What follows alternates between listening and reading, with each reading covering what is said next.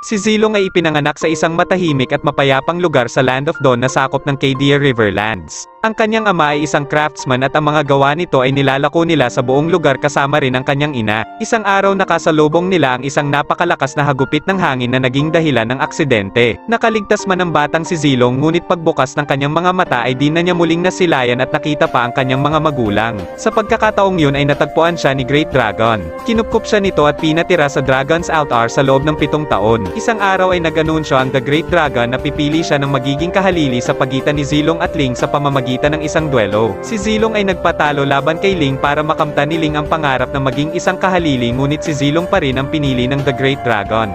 At nung ika-18 taong gulang ni Zilong ay ipinagkaloob sa kanya ang Dragon Spear. Ito ay bilang simbolo na ipinapaubaya na ng The Great Dragon ang responsibilidad at pagprotekta ng Cadia Riverlands sa kanya. Weapons are meant to protect, nothing else.